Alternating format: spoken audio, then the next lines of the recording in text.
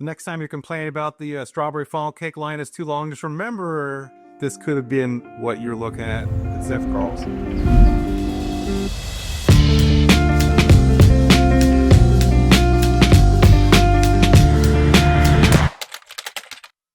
Today we are off to the Fisherman's Wharf to give you the most up-to-date Karls update there is. We're going to be talking with the harbor director, project manager, and some of the HOA leaders locally here. So if you like this type of content, be sure to subscribe to our YouTube channel for everything to do with Karls and all the updates.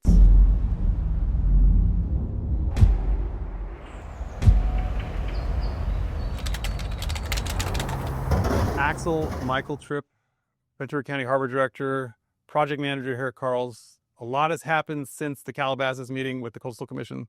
So where are we at now with this whole project? Well, we've just received the signed lease from Karls, and so the next step, the Harbor Department is going to sign it and record it, and Karls will be taking over this property on February 2nd.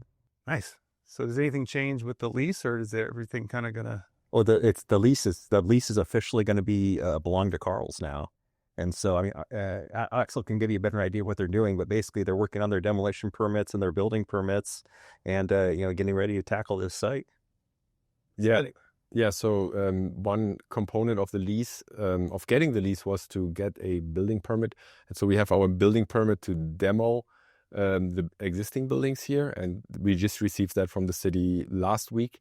So we're very excited, to have the first official go for this project from the city of Oxnard to start demolition, ideally within the next 6 months or so.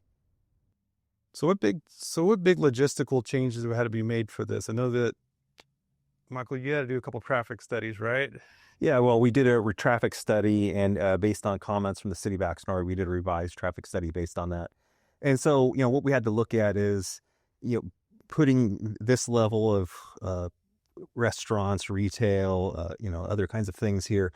We had to look at it to see what kind of impact it would have on the traffic on Victoria and Challenge Boulevard. And the good news is that it's not going to degrade the wait times at any of the signals. There are some small improvements Oxnard's going to make us do to make this area a little better. One thing to improve the bike lane over here on Channel Islands Boulevard. But basically what we found studying this, and when we did it, it was a very conservative scenario. We're looking at worst case scenario where, for instance, the traffic study would look at someone just going to a restaurant and leaving, just going to a bakery and leaving, just going to other retail places and leaving. Whereas realistically, someone's going to come to this facility and they're going to visit several things. And so the traffic study actually looked at a much worse case scenario that we expect to see. And so even with that, traffic did not look bad. And in addition to that, Karls operates different than peak hour times. Typically peak hours, 7 a.m., 8 a.m., people are going off to work, and then, 4 or 5 p.m., they're coming home. Karls does most of their business in the middle of the day. Got it. So it's not as bad as people may think it's going to be in and out of Silver Strand. So it's kind of like that peak rush hour. You just don't want to get caught at habit and kind of try and make it back to the base. Probably not, but it looks like... You mentioned the bike path and doing everything. When we met a couple of years ago, you mentioned one of your things, your big projects you're tackling was making this harbor more walkable. Right. So what are you doing? Anything else? Improvements to the sidewalks or doing anything to the exterior just to make it more walkable? Well, sure. This whole site's designed to be one that people will walk around on. For instance, there's going to be a wide promenade going all the way down the water side here.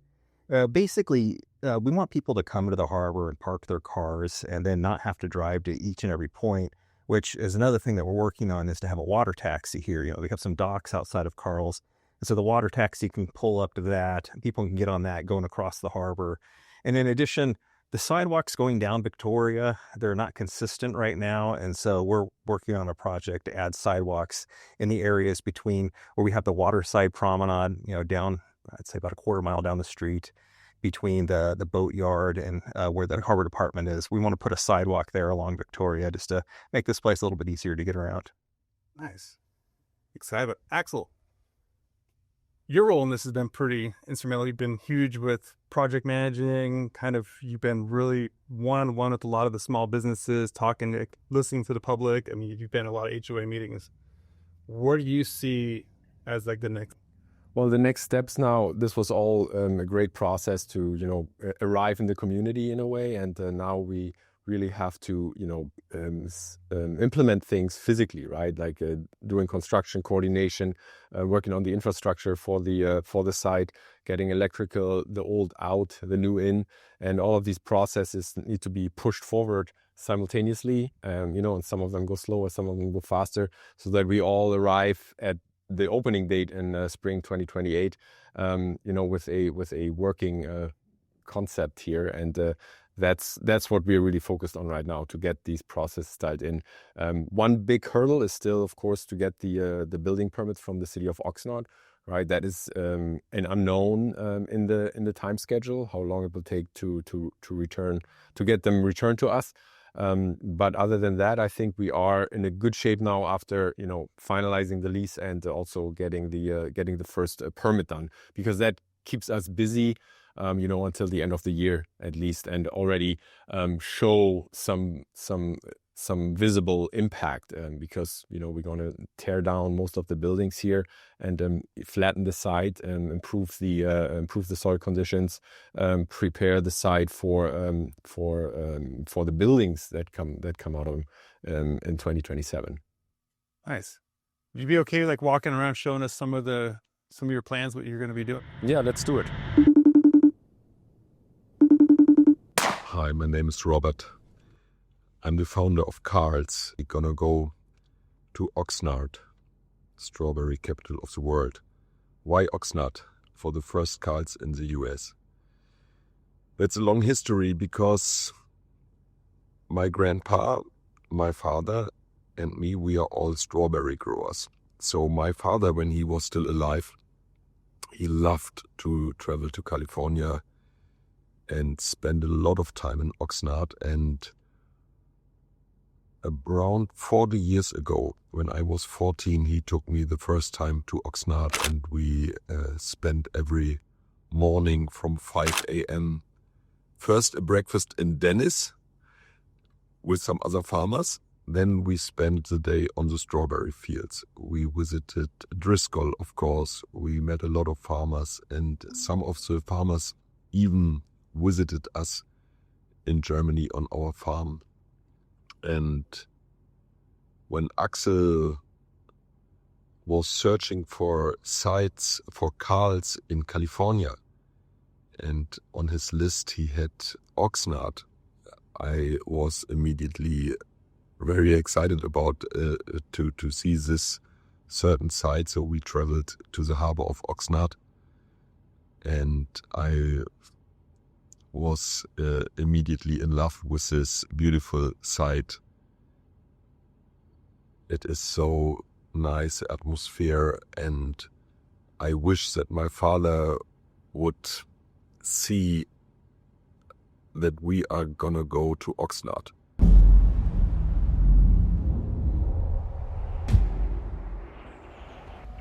Well, the cool thing is that, I like it here because you just look out pretty much straight to the Pacific Ocean. You see that last house of Silverstrand? That's the corner house at the parking lot, and that's pretty much the Pacific Ocean, right? So when you turn in here with a boat too, you always see the lighthouse, right? And I think that is like a good also sign. You come to the main attraction to the harbor, right? As you come off the water. And we also hope that, other people are coming with boats from other harbors as well, and can land right here at the dock, because this is going to be part of the leasehold, the entire marina, right? The day dock and the slips as well. So I remember as a kid, my dad was an urchin diver, so I know this dock very, very well, the unloading dock. What are you gonna do? You said this gonna be now an entrance here to Karls for offloading? So you see this dock, right? The Fisherman's dock. They are taking in like 4 to 6 loads per day, where a truck pulls up and the boat pulls up. They radio each other beforehand, and then they contact, and then they unload into the truck, right? And that truck then needs to drive to a warehouse or a processing plant somewhere in Oxnard. And for that, they need access to the dock in and out via road for a box truck. They never take a semi truck, it's most a box truck. And so what we're going to do is we're gonna optimize the path to the Fisherman's Crane a little bit by cutting in right behind the lighthouse so they can exit off this road and go straight to the crane. So they have about 60 feet to drive instead of wiggling through the entire Fisherman's Village. And we keep the fishermen here in this location. Nothing needs to change, and it serves as a backdrop also for the experience for the people visiting the harbor, visiting Karls, that they sit in a restaurant, walk along the pier, and see the fishermen unloading their catch, and they see what where the food comes from in a way, So I think that's a fantastic synergy that we can create here. So that opening will only be for the fishermen and the That truck. opening is only for the fishermen, and there will be a bollard or a red line sign so that these 4 trucks a day can go in and out. Nothing else. Additionally, this wider road is going to serve for pedestrians and bikes to also exit and enter and exit here really quick. We talked about the connectivity between the harbor parts for pedestrians and bikes, and this will be kind of a part of it. Swiss building will be continuously connected here, right, to this promenade over there. Got it. So Debbie, Renee, you two are tied in very, very much so with the community here. Vice President of the association with the Channel Islands Waterfront Homeowners Association.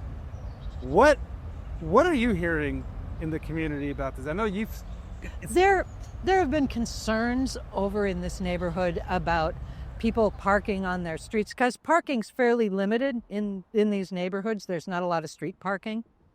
And so we have assured them that they can make calls and say, we think it's people from Karls parking over here.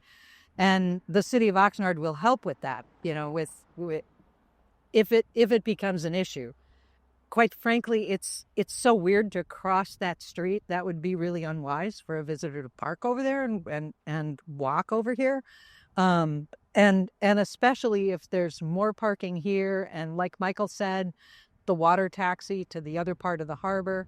I think it would be much more beautiful to park at the harbor and take a water taxi over to Karls, So I don't see that as a huge problem considering their hours and what they expect. What is your role in the community right now? Well, I'm with the Harbor and Beach Community Alliance, and we organize ourselves, grassroots organization of volunteers, because we wanted to keep this beautiful resource, our harbor, for everyone to maximize the public access to it, as is the priority of our public works plan and the Oxnard City's local coastal plan. I mean, that's what the principle is. And so in 2016, when the proposal came for something that would have privatized the entire harbor almost, starting with Fisherman's Wharf, we fought and we won.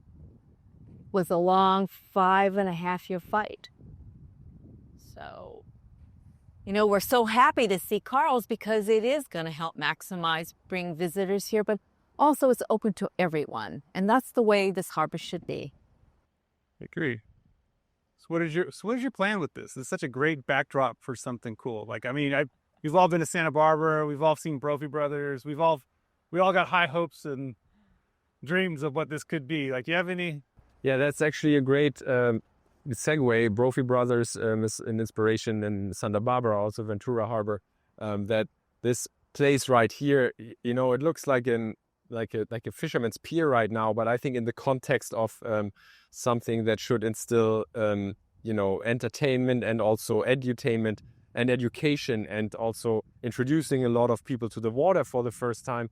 This is a great backdrop for, a restaurant that we're planning right here at this wharf with enough space for the fishermen to navigate. But the feeling should really be that as you are inside of that building, that you feel immersed with what they're doing right here, right now. They're getting resources from the sea and bringing it to the production facility or to the processing facility, and or selling it directly to the consumers. And that is something we're also planning out here with the Fisherman Association, is to get a fish market going on our boardwalk here.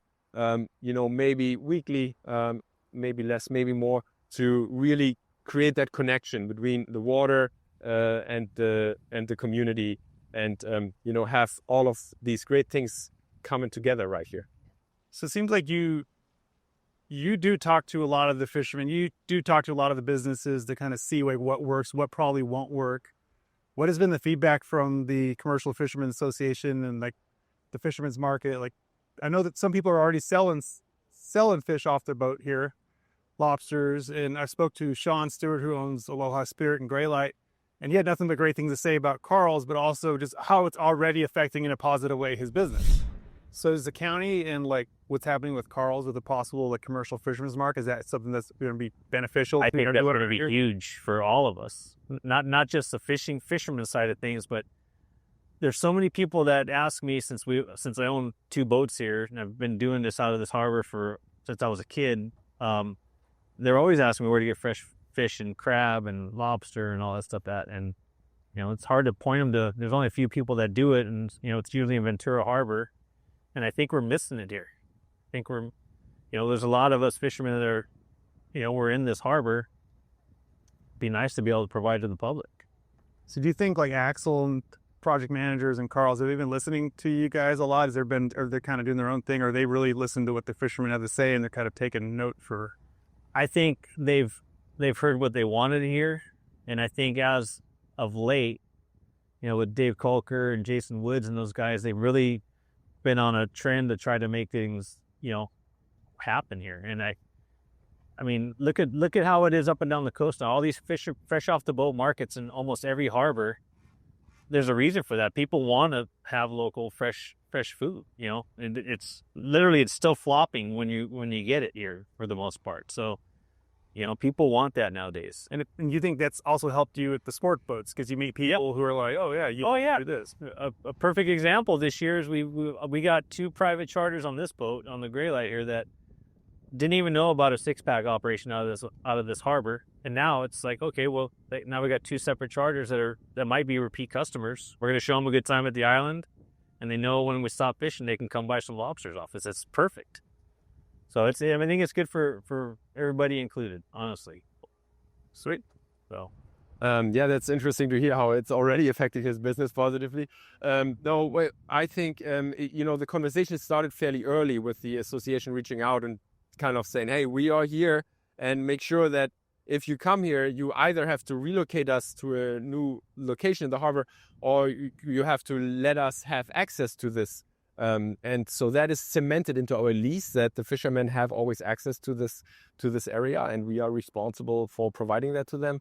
But while we were developing this process with the fishermen, a lot of other synergy effects came to life, like the fish market and just the fact that the fishermen, will be a backdrop. And so I think that we all speak the same language. I think we all want the same thing, right? We want long-term sustainability for our areas and for our respective ecosystem. And so I would almost call it, partnered up to also go into other areas, like thinking about these concepts, like the fish market.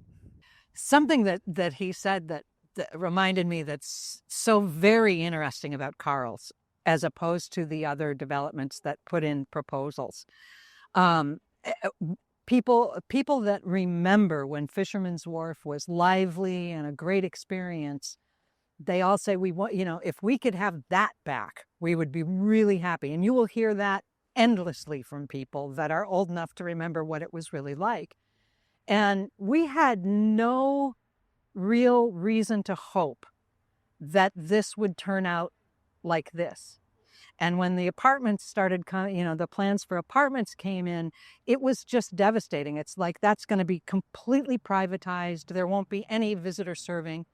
And then Karls comes along, and the unique thing about Karls is their business model is as close to the original Fisherman's Wharf as you could get without intentionally copying it. That was run by one entity who had the flexibility to swap out businesses that were working, to help people that were struggling, to know who to help market, to say, okay, this isn't working, let's move this. And he had other businesses that he could share resources within this space. And that's why the gift shop was here forever. The entities that remembered what that was like, it was because of a business plan like this. Karls will control the entire thing, and they can make the decisions about what's working, what's not working, and be flexible. So, as far as like the most amazing thing that could happen to this harbor is Karl's plan. I got a question for you. I have a 2-year-old and a 4-year-old. I don't know. I'm awake right now, but You'll be here a lot. I mean, I've lived here my whole life. There's not a whole lot to do here. I mean, we have the park, but when it's windy, there's this. We have to go to the collection to go jumping, jamming, or everything seems to be like North Oxnard for us to go, unless you want to go to the beach. And sometimes the 2-year-old can't always surf. What's Karl's business plan for the young kids and the adults? And is it going to cost a lot of money like Disneyland, or is it going to be something that's going to be, get off work and you can go here and spend nothing? Or like, what's the business model like here at Karl's? Well, the business model is greatly dependent on the fact that our entrance fee is non-existent, right? In a way like a retail store. And the parking also doesn't cost anything, which is not such a big deal in Germany, because mostly in Europe it is not as expensive to park as here. But here we believe it will be a big deal to not pay for parking. And based on this we call it low threshold, right? This low threshold concept, you have a lot of people already disarmed, and you can just let your curiosity take its way, right? And just try it out. And so the concept is that you for example, take your family, you take your 2 and 4-year-old to Karl's, and you have absolutely no pressure. You have no financial pressure, no time pressure, and you can just go explore and go in there and let yourself go. And then you'll discover all the wonderful things that Karl does, right? You come into the front entrance, there's a bakery. The bakers are baking the bread. They're explaining how it's done. You can smell the bread, the fresh bread. You see the jam being made. You see the chocolate being made, the candy, and all of these items are up for sale. And you can walk through the retail sections with all the artisan craft stuff. And your kids get hungry. You can grab food there or there. My little one doesn't like French fries, so we go get something else, right? And so we have a lot of different food concepts. So there's something to do for everyone at Karl's, right? In terms of the food, in terms of the experiences, and everything is designed in a way to just let your mind go explore. With your 2 and 4-year-old, you could be outside on the free playgrounds. We have a couple of smaller rides that are pay per ride, because these rides are a little more costly to maintain. But in general, you have a lot of freedom of choice, right? You're not being pushed into a corner there. And that freedom of choice is kind of it's really the foundation of the business model. And that allows people to just, unleash themselves and, feel free and enjoy themselves a lot deeper without the stress of, I have to get my money's worth today because I paid a lot of money to get into this establishment. No, you can just walk out and buy a coffee and it's fine. And you saw a few great things. So, but that counts for families with kids. It counts for retired people who just want to have a wonderful buffet breakfast on Sunday mornings and sit at the water and enjoy their bacon and egg. So all of these things, it's an all-encompassing experience. And there's no place like this really in Oxnard for families to come to that's affordable and fun. So, it's the reason why most of the people in the community actually support this project. And so it's exciting for us that we finally have something that actually provides families some affordable entertainment at the harbor. And the harbor has recently picked up on family-friendly activities, encouraging people to come to a parade of lights and the parade of frights and the different events in the harbor. And the number of families coming from all over Oxnard and Ventura County to those events has increased dramatically over the last 2 years. And the events have expanded. They're more family-friendly. So it makes me feel like now they know where the harbor is to have a place to go with their kids, because those events are kind of holiday explicit. So having a place to come and bring the kids and sit down and relax and grab a bite to eat if you want, but no pressure, like he says, get some coffee, watch the kids play. I just see this as an amazing part of something wonderful happening in the harbor as a whole. I don't know if you're aware that, because I haven't heard Axel tell you, but they've also provided a facility for, the Real Guppies, our only nonprofit here. And that is an incredible organization that really brings families and kids for free to learn to fish and about the resources here at the harbor and in our oceans. So I think it's incredible that, they've done that too for the community. And Oxnard is such a big city, but it's really two different cities. I always tell people, like, you have a lot of second home ownership here. Winter times are slow. And then you have everything on the other side of Victoria. It seems like it's a lot more primaries.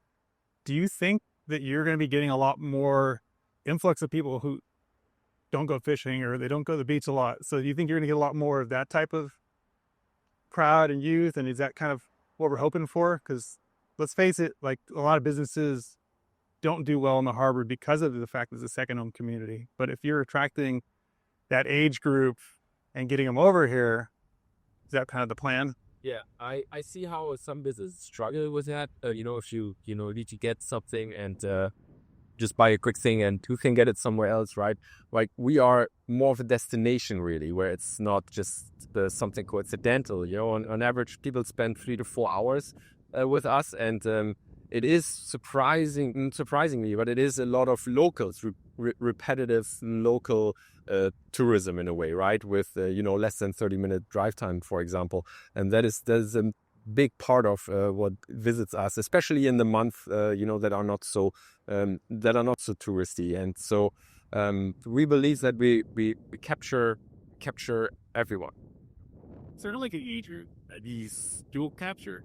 Well, we statistically the teenagers are not doing too well, so it's it's like small kids to up to teenage years, then younger people in their 20s, so they're young kids, 20s, 30s, all the way up to retired people. That is all very balanced. But then the teenagers, because that is the phase where they want to disconnect from their parents, a little bit of a rebel phase, and so they say, "I'm not coming to college." Right? We'll be there soon enough, Alex. We'll be there soon enough, buddy. We got time. You'll remember there's a place to go where teenagers don't. But that said, it's just.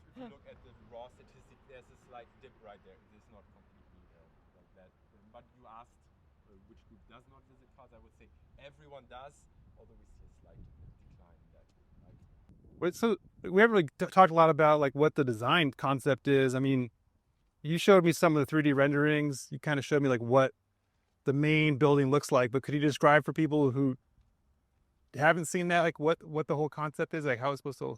Well, the looks are really, when we came here out for the first time to this village, right? The Robert Dahl, the owner of Karls, he got this instant feeling of like, okay, there's some spirit here that resonates with the spirit of Karls, and that is mostly within the old materials, the natural feel to everything, like the wood planks you're standing on. This is literally a floor you would find in a regular Karls location, in a restaurant, for example, right? I mean, in the look of it. And so and that is something we believe also we can bring back, this wonderful mix of maritime Cape Cod style architecture, with the wooden slats, and also a bit of a vernacular feel to it, coinciding with the Oxnard as a agricultural hub, a strawberry capital of the world, and so on.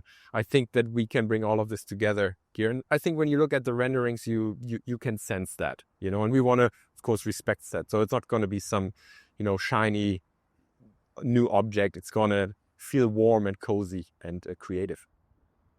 Is it going to be seasonal? Like, are you going to have like Oktoberfest, hopefully? So it's seasonal. We are open 365 days a year, and our seasons are usually you can feel them when you are in the Karls, right? For Easter, we deck everything out for Easter. We have we of course have Halloween. We have Halloween. We have a Halloween festival that is like you know, a special event. For example, we have Christmas.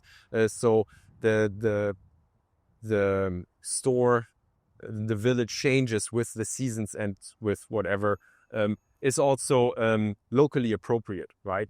So we try to really adapt to the subsection of the part of the world that we are in, where in Germany there is lots of different pockets where we adapt to, you know, certain things that are just specific to that area. And you know, because we know that working with a community is just a nicer way to do things, right? And it's also a more fun way, right? It makes it a little more unique, a little more special in that little area. So for those of you who still aren't with the Karls village here, Renee is kind enough to let us go to her house and check out the to-scale project of the apartments that was going to be here as the plan B to Karls. So let's go check that out, and you let us know, comment below what you think is better. This was, well, I got involved, and it was in 2016 that we found, you know, that we started opposing this project. So taking back to 2016, this is the actual to-scale project. What were your first initial thoughts when you saw this? Well, we felt that the project was, first of all, privatizing an area that was dedicated to the public. And they required a public works plan amendment and a local coastal plan amendment to get this project in place, because that's what protects the harbor for the public, these two documents, these two laws. And what the community, even though we opposed it, what most people couldn't see, the Coastal Commission and the city and the county, is what this project really was going to look like. So we were able to get this built. One of our members actually built this to scale. And so we could show everybody what this project's going to look like. And all of this area here is not for the public. The only thing they were going to give the public was just this little tiny walkway. That's it. Wow. All the Fisherman's Wharf is going to be privatized. All of this. So for those people who don't understand why we are so excited about Karls, because this was the option.